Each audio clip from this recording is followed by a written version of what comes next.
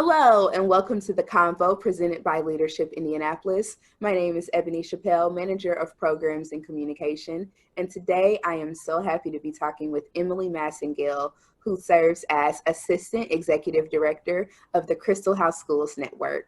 Hi, Emily, how are you?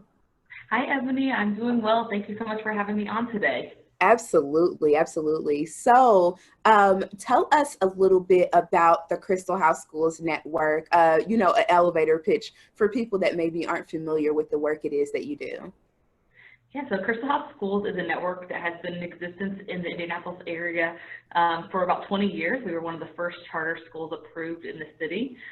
We now have a network that serves students from kindergarten through adult high school. So last year, our students' age range was from 5 years old to 73 years old. So we truly have a multi-generational approach, really touching various pieces of the families, which we really love to be able to work with not only the children, but also maybe the adults in their lives that might want to come back to get that free high school diploma as well through our adult high school program. We have two elementary schools, one on the south side, just south of Garfield Park, one on the west side on the old Central State property. Each of those also has a middle school embedded in them. And currently we have a high school on the south side location as well. Our west side has 8th graders this year, so we'll be growing to high school next year. Those will both be consolidated into one larger high school for the network. And as of July 1st, we are now working in collaboration with the team at Manual High School through IPS as an innovation tool and working with the Manual High School as well. So that is an additional high school that is in our portfolio. And the adult high schools have 3 locations. So they serve the west side, the south side, and downtown at the IBT Tech Fall Creek campus. Wonderful. And we're going to talk a little bit more about your connection with Manual High School in just a moment. But right now we are in a time where schools are reopening. Some are reopening physically and some are focused on e-learning still due to the pandemic. Tell me a little bit about what Christel House Schools Network is doing to try to make sure that students and families are safe during this time. And what have those conversations been like amongst your team to try to get prepped for all of this craziness that we're dealing with? Yeah, it's been definitely a challenging time for everyone, especially us in the education world preparing to reopen this fall.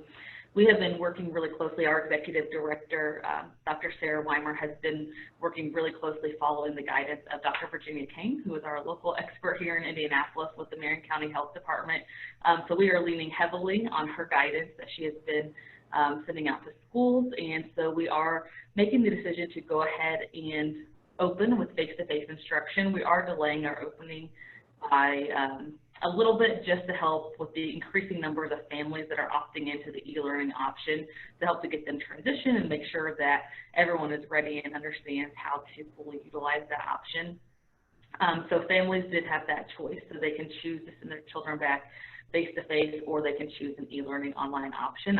We know for a lot of our families in particular, we got a lot of feedback in the spring that COVID hit everyone really hard, but it was a particular hardship for folks that didn't get paid to stay home with their kids. Yeah. They had nowhere to send them. So we had some families that had to leave a job to stay home and be with their children while the schools were closed down.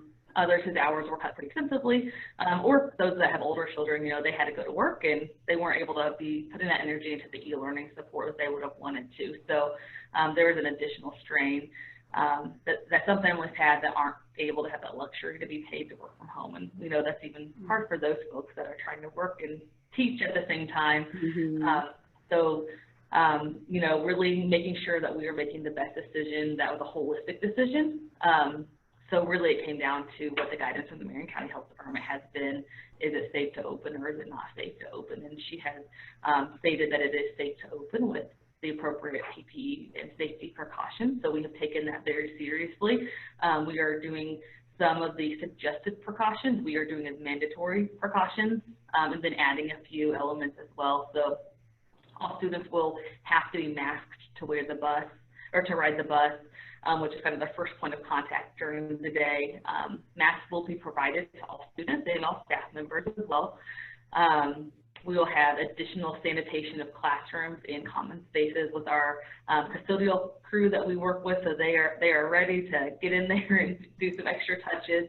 We have hand sanitizer, lots of hand sanitizer that will be just part of the processes and procedures throughout the day. And we have also the plastic protectors for our administrative assistants who get a lot of the walk-ins and family interactions. We are doing temperature checking, which is not a required point, but just at the beginning of each first period that the teachers are going to be able to do that as a safeguard.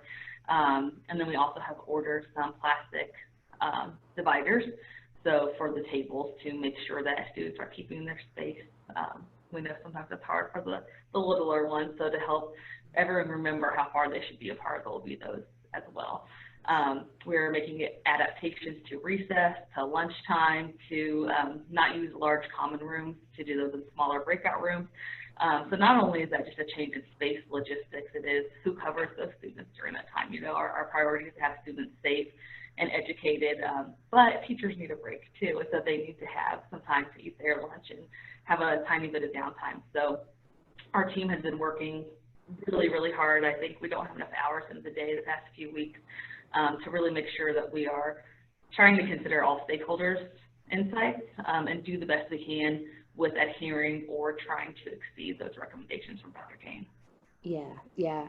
And this is a time, you mentioned a lot of the safety precautions and measures that are being taken to protect physically the students and the administrators and everyone that's coming into the building.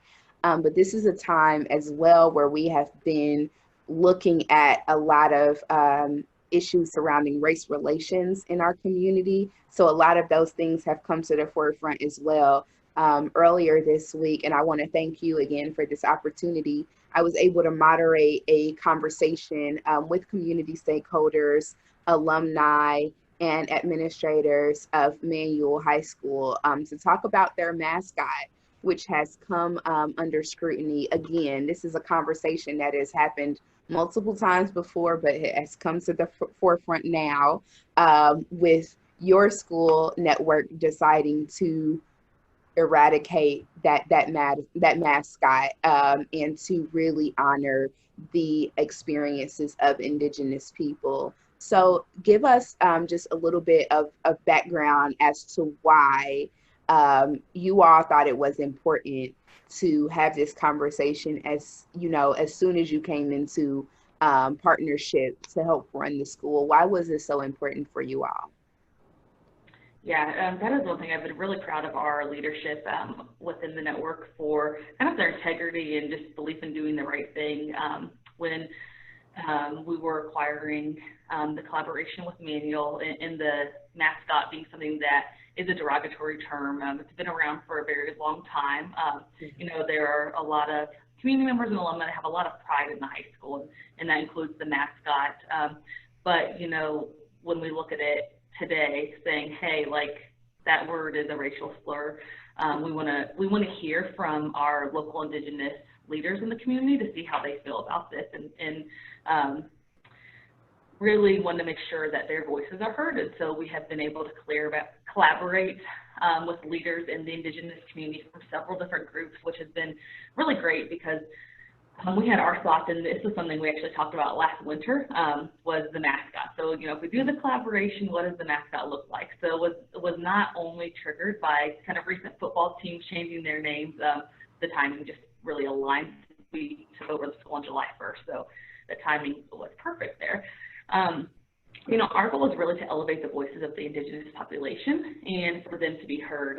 They had shared with us that they have expressed over the years concern about the name, and they didn't really have a platform for the voice to be heard. And so while the network, we feel it's very important, we feel we do it through a channel of collaborating with them and letting their voices be heard and letting them be the strongest voice in the room because they are who that name represents directly.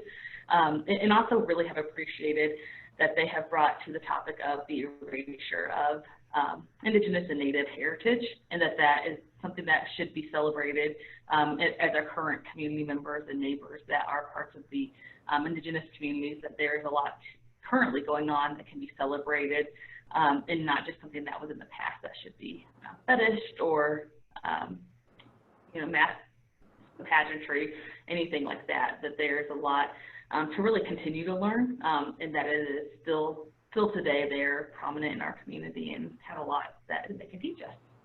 Yeah. And I can't even imagine how challenging it has to be as a leader to try to navigate all of these different things, because you have, like you mentioned, that mascot has been around for well over 100 years.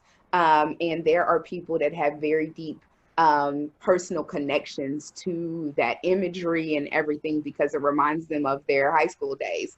So I can't even imagine how difficult it is as a leader to try to navigate all of that. And then you add on top of it dealing with COVID and trying to make sure, okay, how do I run this system and make sure that everybody stays safe? What would you share to people that are listening, other leaders in our community, as far as like lessons that have helped you survive and thrive during this time? It helps inform the type of choices that you've made. Yeah, I think one thing that's led the decision making within our network, from our executive director to throughout our whole leadership team, has been that the time is always right to do what's right. And so it's really easy to be busy and caught up with what's going on, especially since March. Things have been kind of crazy for everyone, especially in education. There's just been a lot going on so many fronts that are really critical to like our students' safety and well-being, not just on the educational side, but on the emotional side. And so being able to say, hey, we have a million things on this list. Some things are priorities because of deadlines, but we have to make time for what's important and not say, well, we'll get to it later, but addressing things as they come up, because when we don't address them or do what we feel is the right thing, that's how things perpetuate and continue as a cycle. And then 50 years later, we're in the same boat. Yeah. Well, Emily, thank you again for being here with me and having this really robust conversation. I definitely appreciate your time and your thoughts and the work it is that you're doing in the community. And thank you, Ebony, and all you all are doing over at Leadership Indianapolis. It's always awesome to catch up and see where you guys are, who you're talking to, and what alum are doing over the city. Awesome. And thank each and every one of you for tuning in. Have a great day and a positive week.